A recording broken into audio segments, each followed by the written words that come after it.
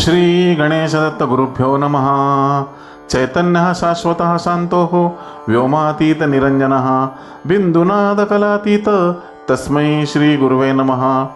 परमपूज्य सद्गुरू श्री रामकृष्ण क्षीरसागर स्वामींना वंदन करून संघटित सत्संग मंडळांच्या या गुरुकार्यातील मोहिमेमधल्या 2069व्या भागाचं मी पठण करीत आहे। आज पौष शुद्ध चतुर्थी बुधवार दिनांक 24 डिसेंबर 2025।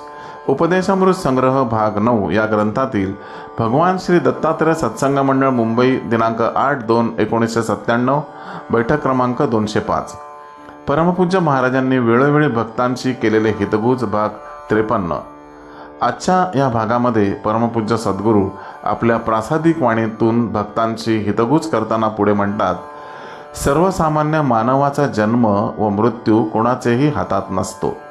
मनुष्याच्या जन्म मृत्यूवर केवळ नियतीचे नियंत्रण असते।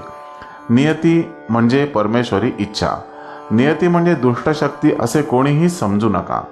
नियती ही सुष्ट शक्तीच एक प्रकारे असते। त्यामुळेच नुकत्याच जन्माला आलेल्या एखाद्या बाळाची आई निधन पावली तरी त्या बाळाची व्यवस्था होत असते। तसेच मनुष्याच्या मृत्यूबाबत ही असते।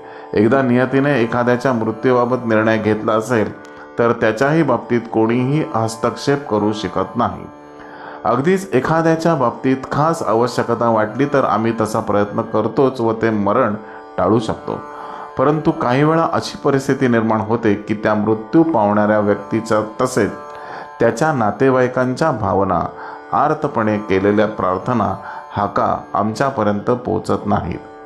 काहींना काही अडचणी, अडथळे असे निर्माण होतात की त्या बाबतीत आमची ही मदत करण्याची इच्छा असली तरी नियतीच्या कार्यामध्ये हस्तक्षेप करण्यासाठी वेळही निघून गेलेली असते।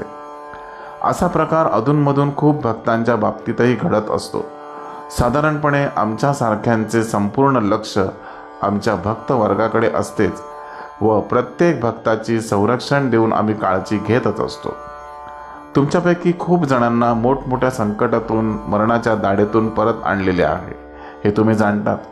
तेव्हा नियतीच्या नियंत्रणाखाली असलेल्या या कार्याबाबत आपण कितीही काळजी घेतली तरी घडणाऱ्या गोष्टी घडत असतात आणि आपण जर नियतीच्या विरुद्ध जाण्याचा प्रयत्न केला तरी प्रत्येक वेळी यश येतेच असे नाही। अशा वेळी नियती आपल्या प्रयत्नामध्ये निरनिराळे अडथळे निर्माण करून, अडचणी आणून स्वतःच्या इच्छेप्रमाणे सर्व कार्य करीत असते।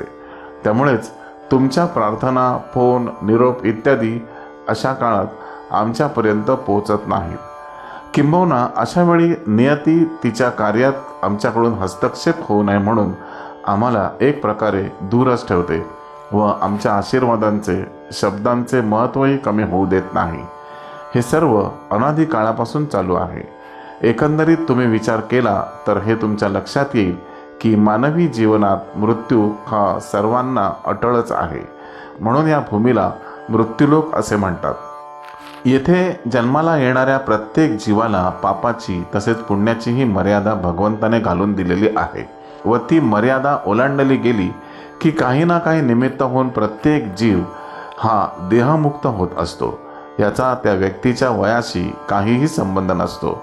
या सर्व गोष्टी निसर्ग नियमानुसार घडत असतात। मृत्यू पावणाऱ्या व्यक्तीच्या सर्व कुटुंबियांना दुःख होणे साहजिक असले तरी त्यावर आवरही घालणे जरुरीचे असते। हे निसर्गाचे चक्र असल्याने भगवंतावर, ईश्वरी शक्तीवर कोणीही अति दुःखी होऊन दूर जाऊ नये।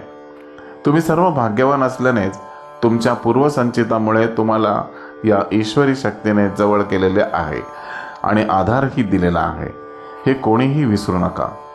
ईश्वरी शक्तीवर निष्ठा वाढवण्याचा सतत प्रयत्न कराच। या चरणांपाशी स्थिर राहा।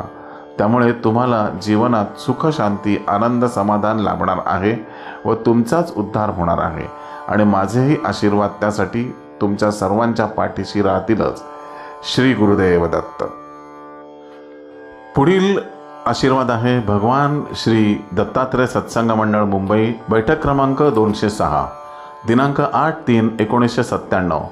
परमपूज्य गुरुदेवांनी दिनांक 21/2/1996 रोजी त्यांच्या 63व्या वर्धापन दिनानिमित्त दिलेला अनुग्रह। गुरुर्ब्रह्मा गुरुर्विष्णू गुरुर्देव महेश्वरा गुरु साक्षात परब्रह्म तस्मै श्री गुरुवे नमः. तुम्ही भक्तजनांनी साजरा केलेला उत्सव म्हणजे जन्मसोहळा हा सर्व भक्तजनांना मार्गदर्शक ठरणार आहे. माझ्या मते या नरदेहाचा काय जन्मोत्सव करणार, पण अनादिकालापासून चालत आलेली परंपरा ही काही वेळेला नाईलाज होऊन पाळावी लागते. भगवंतांनी निरनिराळे अवतार धारण केले. त्या काळी जी माणसं होती त्यांनी या प्रथा सुरू केल्या आहेत, पण भगवान श्रीकृष्णाच्या जन्मोत्सवानंतर ही प्रथा रूढ झाली. ज्यांचे अनुभव आपल्या जीवनात येऊ शकतात, ज्यांच्या सहवासाने आपली संकट दूर होऊ शकतात किंवा ज्यांची योग्यता या पद्धतीची आहे, त्यांच्यासाठी आपण काहीतरी केलं पाहिजे अशी भावना धरून आतापर्यंत या प्रकारचे उत्सव सुरू झाले. उत्सवाचे वैशिष्ट्य म्हणजे असे की आतापर्यंत भक्तांनी जे अनुभव सांगितले आहेत त्यांचे अनुभव ऐकून मी सद्गदित झालो. पण याचा अर्थ असा आहे की श्री दत्तात्रयांची उपासना ही साक्षात्कारी परंपरा आहे. ही साक्षात्कारी परंपरा ही ईश्वरापासूनच निर्माण होते. या साक्षात्कारी परंपरेमध्ये अनेक श्रेष्ठ पुरुष होऊन गेले आहेत. काहींची योग्यता प्रातस्मरणीय आहे, काहींची योग्यता पूजनीय आहे. ते त्यांच्या परंपरेच्या भक्तांना अजूनही तो अनुभव देत आहेत. अनुभव हेच त्या भक्तांचे लक्षण आहे. अनुभव देताना जातपात धर्म याचा काही विचार केला जात नाही. जे भक्त असती माझ्या प्रेमी त्यासी प्रत्यक्ष दिसतो आम्ही असं म्हटलं जातं.